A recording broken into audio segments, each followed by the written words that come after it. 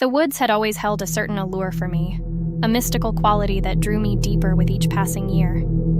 I couldn't resist their dark embrace, their quiet whispers, or the mysteries they concealed beneath their gnarled branches. But that day, as the sun dipped low on the horizon and shadows crept through the trees, I would come face to face with a terror beyond my wildest nightmares. It was a crisp autumn afternoon when I ventured into the heart of the forest. The leaves crackled underfoot, releasing a rich, earthy scent that mingled with the faint scent of decaying leaves. I had heard rumors of a ghostly presence, a young girl who had perished in these woods decades ago, and my curiosity had finally overcome my trepidation. As the sun sank deeper into the sky, casting long shadows that danced like specters before me, I began to feel a growing unease. An eerie silence descended, broken only by the occasional hoot of an owl or the rustling of leaves in the gentle breeze. I had no compass, no sense of direction, and soon found myself completely lost in the labyrinthine maze of trees. My flashlight flickered, and I cursed myself for not bringing extra batteries.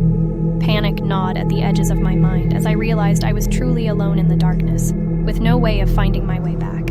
I pressed on, my heart pounding in my chest, when I heard it, an eerie, childlike giggle, soft and haunting. I spun around, the beam of my fading flashlight revealing nothing but the thick trees that seemed to close in around me.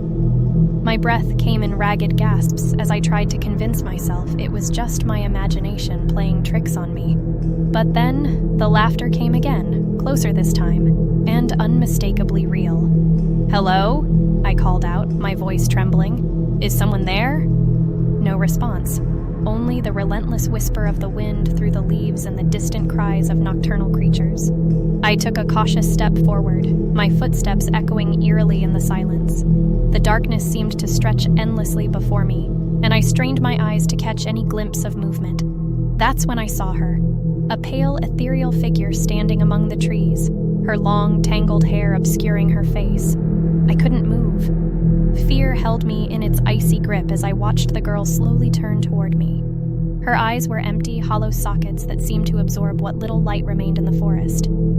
A tattered white dress clung to her frail form, stained with dirt and time. The girl took a step closer, her bare feet making no sound on the forest floor.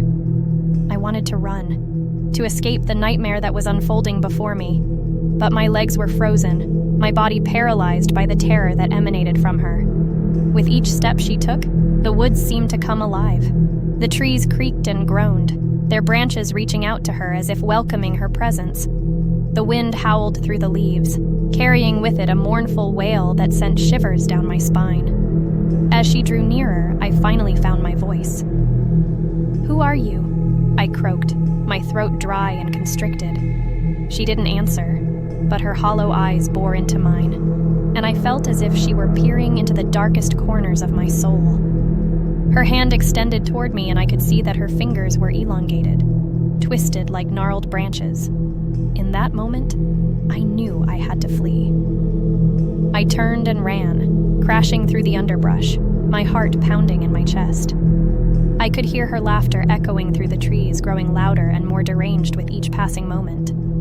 It was a sound that chilled me to the bone, a sound that spoke of untold suffering and madness. I stumbled through the forest, branches clawing at my clothes, thorns tearing at my skin. But I couldn't stop. I couldn't look back. I had to get as far away from that ghostly girl as possible.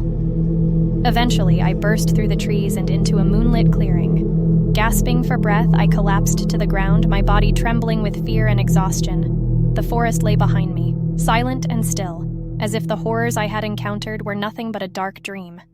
But deep down, I knew they were real. The ghostly girl still haunted those woods, waiting for her next victim, and I had narrowly escaped her clutches.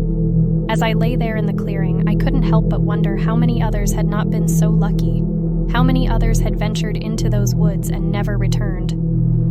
I shuddered at the thought and vowed never to return to that forest again. The darkness that dwelt there was beyond comprehension, a darkness that no one should ever have to face.